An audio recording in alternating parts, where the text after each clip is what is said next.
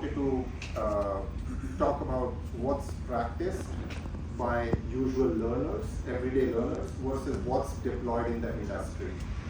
And the reason why this is important to learn is when you are looking for a job, when you are a fresh graduate, it becomes very crucial for you to understand what you are learning and what is expected and what is the gap between that. So let's go over data engineering. What we usually do is, if I told you, start learning data engineering, how would you start? So for data ingestion, you would probably pick some files, CSV files, some Parquet file that be hosted somewhere, or you would probably make an API call to Kaggle or something like that. But what happens in enterprise is there are multiple sources. When you are talking about big companies like, for example, Databricks itself, we have data coming in from 50, 100 platforms. So you need to be aware of that. It's not just small files or one single API call. Schema handling simply means how your data changes in simple words. And when you practice data engineering, a lot of it is just hard-coded. You decide, okay, when I'm practicing, this is what the structure of my data will look like, and that's pretty much it. In real world, you want dynamic adaptation. It means the systems which are connected to the enterprise systems, the other exterior systems, they can change the structure of the data anytime. So the enterprises, they need to have that sort of flexibility as well. I'll keep going quickly. Monitoring, if something blows up, a lot of the time you would just probably look at it, look at the log output and be like, okay, I can fix this. Enterprises, they need to be, a lot of this monitoring and everything, they need to be baked into the product or baked in the software itself. Then you have data governance. I wonder how many people actually think about data governance when learning about data engineering. But what happens is in enterprise, that's a big thing. That can land you in a lot of trouble if that's not taken care of. Data quality, if I'm learning data engineering, I have maybe 5 tables, I look at them, I decide, okay, I don't want this column, this is too sensitive, that's it. In enterprise, you have hundreds and thousands of tables. So you can't pick and choose and do all of those things, manually. So that is built in. Scheduling. Once you build a data pipeline, how many times do you run it while learning? At best, once or twice. By the third time, you're like, okay, I'm happy with the result. I pronounce myself a data engineer, and then we never look at the pipeline again. In enterprise, the same pipeline runs for hundreds and thousands of times, maybe millions, depends on how often it's triggered. Sharing results. Once I have a Power BI report or anything, I can maybe put a couple of screenshots on my website, my portfolio website that probably nobody's going to look at, or somebody will. But in enterprise, you have hundreds of users, business users, looking at and judging everything that you build as an output or create as an output. Ingestion velocity, how quickly your data comes in. One time, at best, when we are practicing. In enterprise, it's either streaming data, for example, things like Uber or DoorDash or anything. The data keeps on coming in, or any games, mobile game that you might have played. Ecosystem, nobody thinks about it, but in enterprise, you need a specific set of partners who have been certified to provide models and provide, basically any artifact. This is just data engineering. I don't want to get in too much detail of what happens in data science, but basically you can get an idea. Model training, local versus distributed, experiment. At this point, you can just have a look at it for 10 seconds instead of me repeating it. I think the more important one is this, the data and AI governance. There are so many lawsuits filed against so many companies which have accidentally leaked the data, accidentally revealed something that they are not supposed to. Samsung's entire corporate policy was leaked on ChatGPT. I don't know how many of you know that, but that happened. Then you have foundation models. So a lot of the time when I talk about Gen AI, most of the people send some request to OpenAI and then it comes back. In enterprise, that will never happen. I mean, that will never happen for secure data. You are required to host things on your own platform.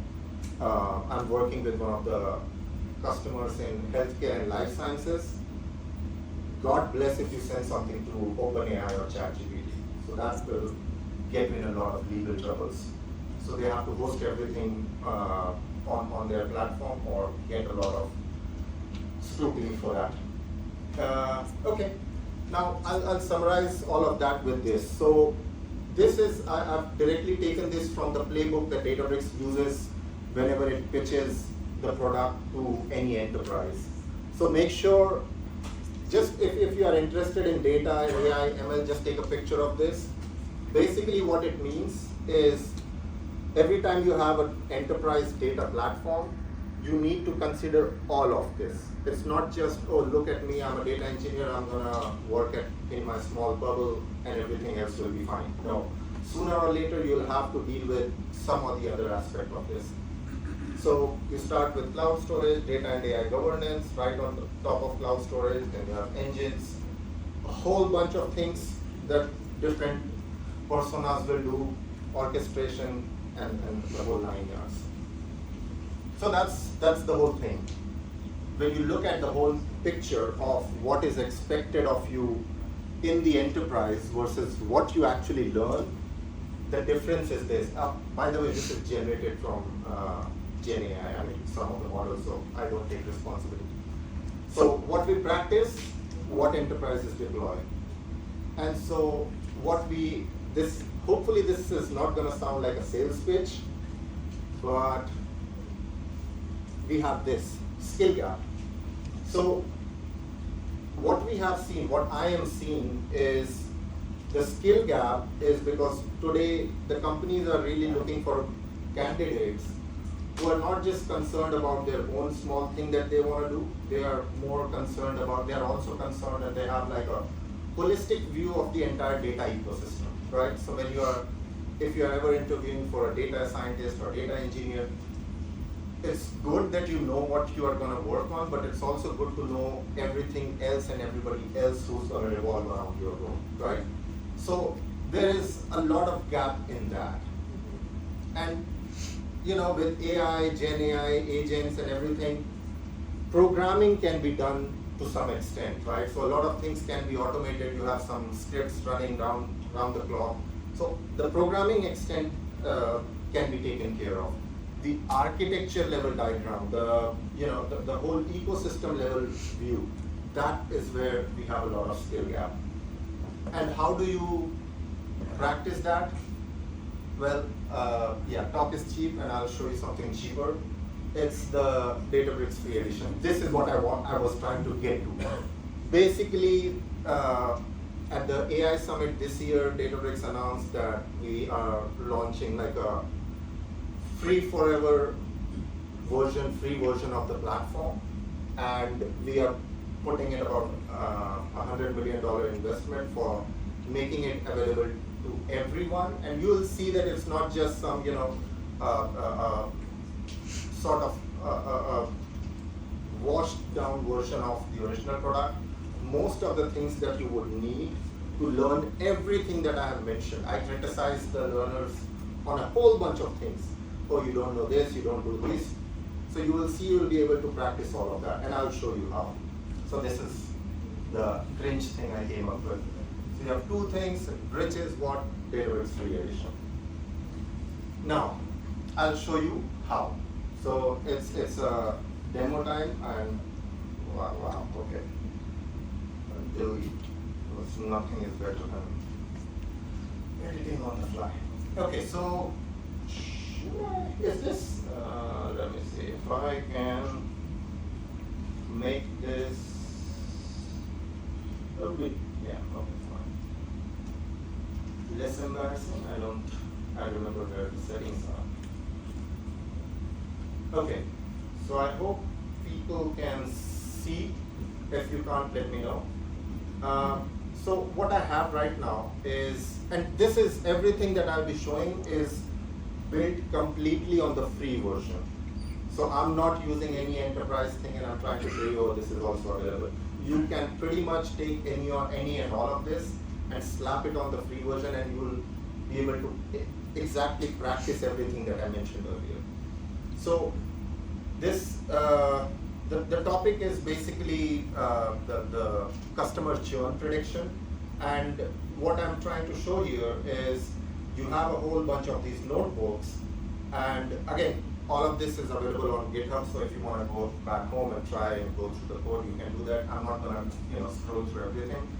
I want to show what's available and why you have almost 60–70% of all the Fortune 500 companies really starting to use Databricks.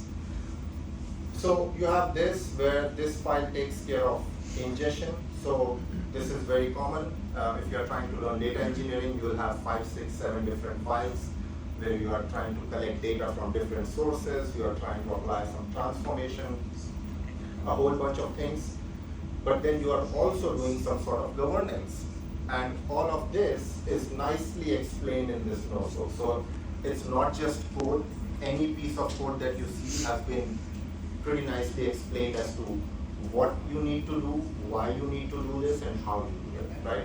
So you can see all the diagrams and everything has been nicely explained over here. And similarly, we have a whole bunch of these notebooks, right? Now let's say you build, you are happy with this.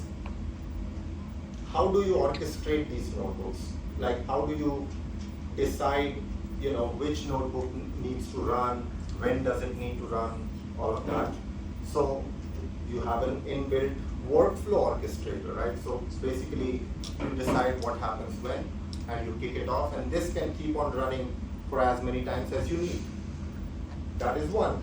Now, let's say you have built all the workflows and you have done everything.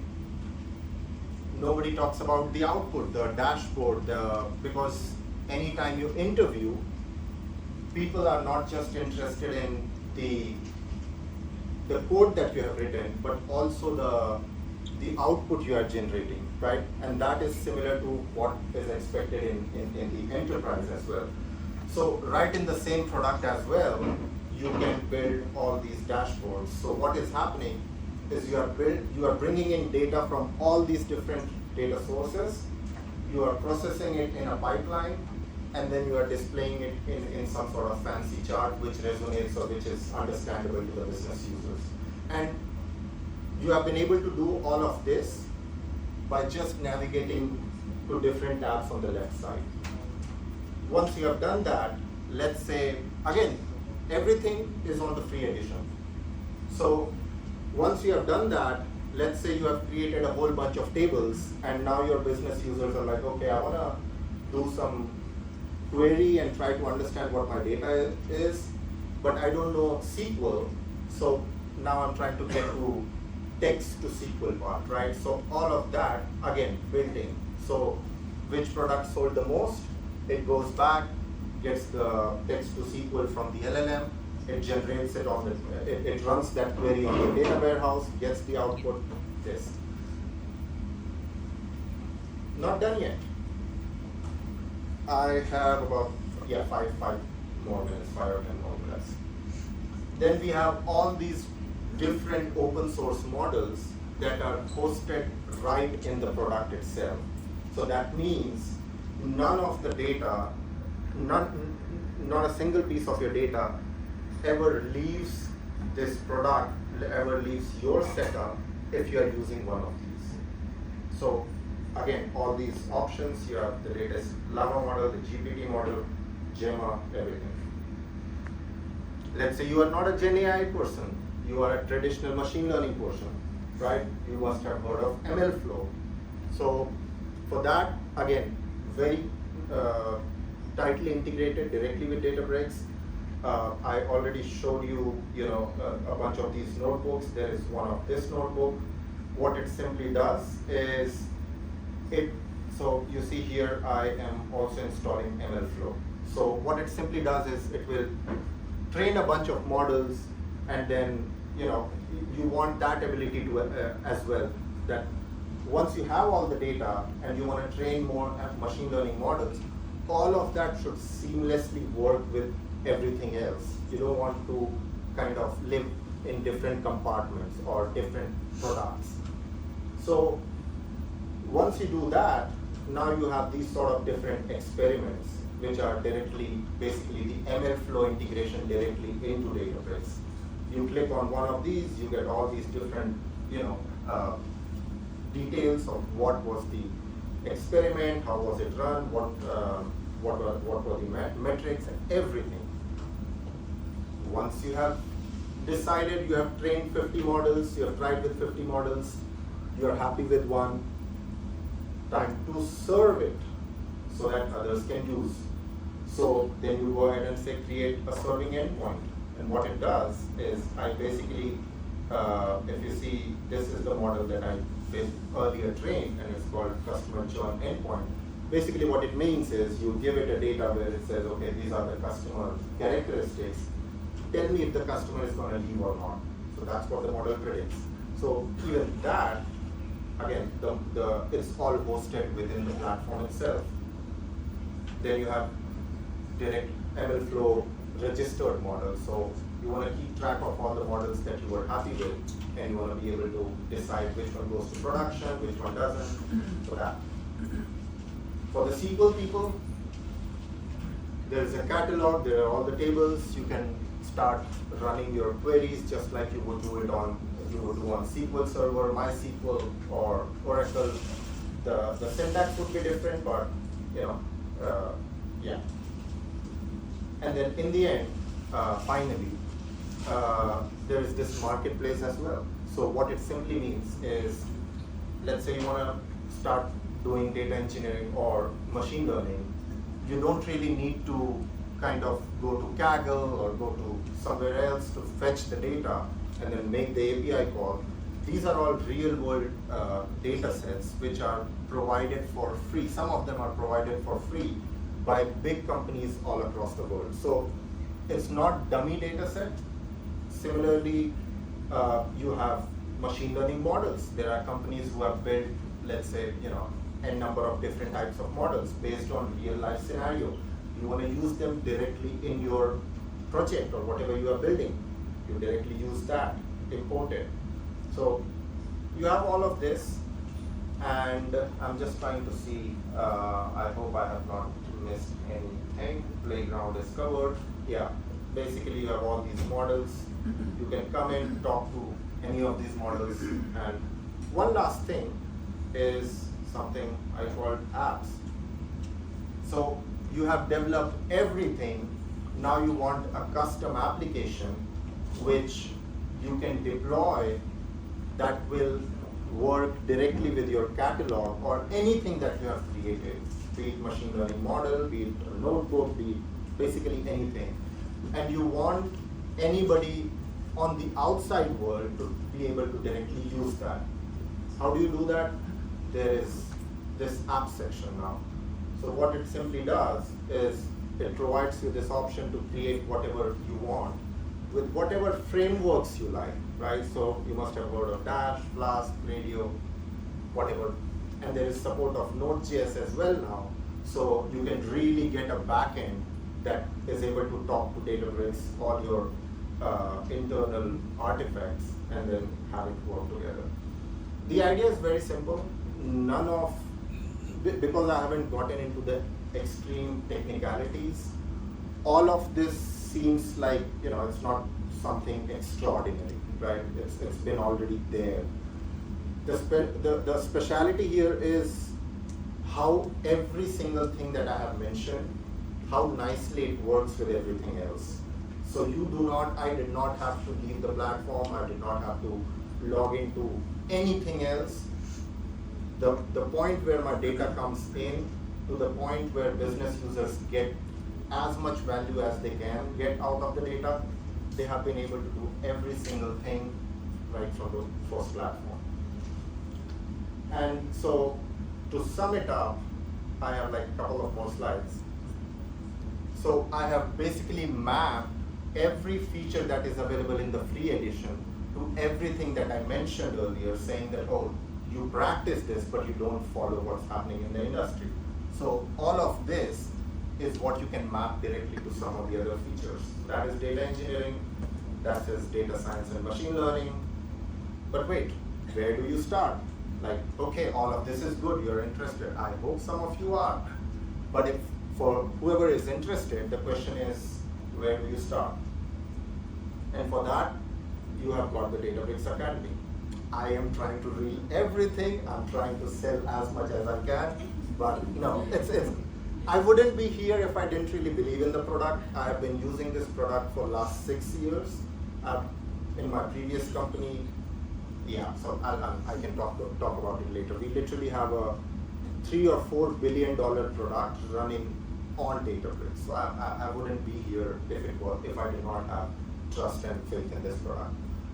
So the Databricks Academy, all of this, all the courses that you would need, that you will need to really get started, try to bridge that gap between what you practice versus what is deployed in the industry. Most of that can be learned directly from that industry, from the academy. If you are working at a startup, let's say you are like, no, I don't want to work for an enterprise. I'm not looking for a job as a data engineer or machine learning engineer. What is it that I get out of this? So this year we had a built on Databricks startup challenge, where basically what it did is you can build your latest and greatest ideas and you can participate in the challenge. And if your idea is, worth, if there is a lot of potential in that idea, you get direct investment from Databricks. So Databricks also has venture funds.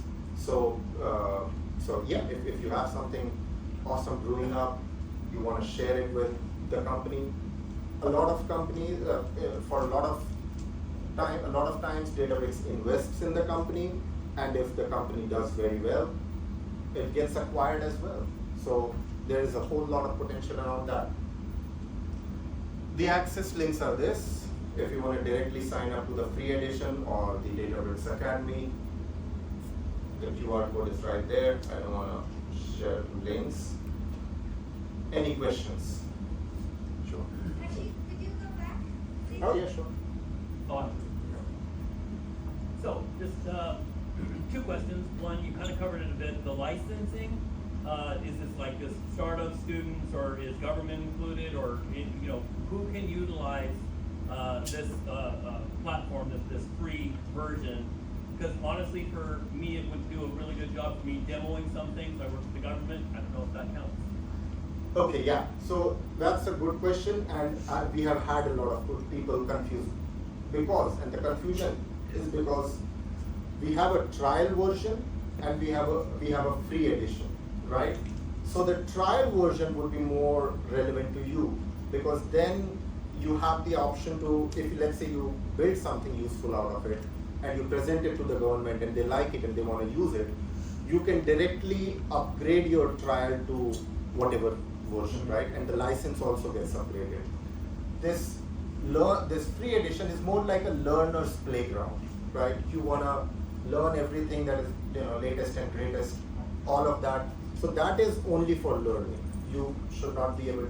You should not use it for commercial purposes. Which brings me to my second question. On the learning version, can you import your own data, or are you just kind of stuck with the No, data? import anything, everything, Perfect. Whatever you can. Awesome, thank Yeah. you. Yeah. After the marketplace, do you have any life sciences Yes. Yes. So we have healthcare, we have insurance-related data sets. So yeah, browse through it. I conducted a hackathon for one of the largest pharma companies last month, and we used a sample data set from the marketplace, and they said it was very much relevant to them. So, and it was available for free, so nobody pays anything for that. And one last thing, I have been saying one last thing a lot of times today. This is my work profile. If you are interested in agentic AI, right? That's the next greatest thing out there. So this is on the, now full disclosure, this is not available on your free edition. This is the enterprise edition. But that said, everything that you see here will eventually make it to the free edition. The reason right now it's not available because right now it's in beta version. And so we don't want to launch something that might break in 2 days and then we get a bad image for that. But here you can do a whole bunch of things. So for example, I built a multi-agent framework or multi-agent app which talks to my structured data, which talks to the PDF files that are stored inside my Databricks volume, and then depending on all the other things that it can access, it then derives and answers questions. This is just the beginning, and then we are going to keep on adding more and more features. But yeah, sorry, I started selling something else as well. Yeah. You mentioned an interesting point where you said like Databricks is starting to provide all the front-end models within the environment itself. I've heard like the GPT-5 is also available now with Databricks. So I'm working for a company where we are concerned about not sending data, customer data over to the front-end models like OpenAI or other companies. So, but you said that's possible with Databricks. But the question is like, are we hosting the model within Databricks network so that the data does not go out of the network? Yes. And yeah, so sorry. Yeah, so that may not be the case with OpenAI GPT-5 model because they like to keep their models close to their heart. But we have had a deal with Anthropic, so all their latest and greatest models will directly be hosted on Databricks. So it doesn't go outside the No, network. it does not leave your platform. It does not leave your network boundaries. Right. Then that kind of brings another question where I think Databricks does not have their own data storage solution where Yes. it does help integrate with GCP or S3 or ADLS. Yeah, GCP, ADLS, S3, yeah. So that itself is an issue, right? Data is still at its current state. It's not in a state where I can host my data into Databricks so that it remains in the confine of Databricks and does never go outside when I do inferencing, training, and stuff like that. Right? It's not possible.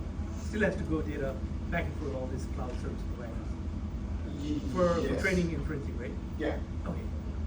So it's just the So the data, when you are using the underlying data storage providers, Yeah, right. you are putting when you put your data, you already have some sort of SLAs, you already have some sort of contract with the cloud provider, and so the Databricks platform just uses that to read all the data, right? So everything is in your storage account. Databricks is reading it, and whatever data inferencing and everything that you do, all of that is still stored in your storage account. Right. So just So the data still has to go through the internet, right? Yeah. So there's still a.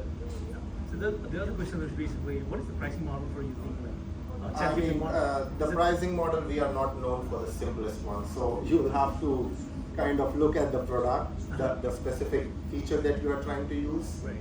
and then Databricks and Snowflake compete as to who can come up with the more complex pricing. So yeah, So we're gonna have to go to. yeah, you'll have to look at the Thank you. feature. Yeah, that's all right. Yeah. Any other question? Otherwise, I'll hand off to the next speaker. And if you have any questions, I'll be outside, and we can help. All right. Thank you, everyone. Have a good one.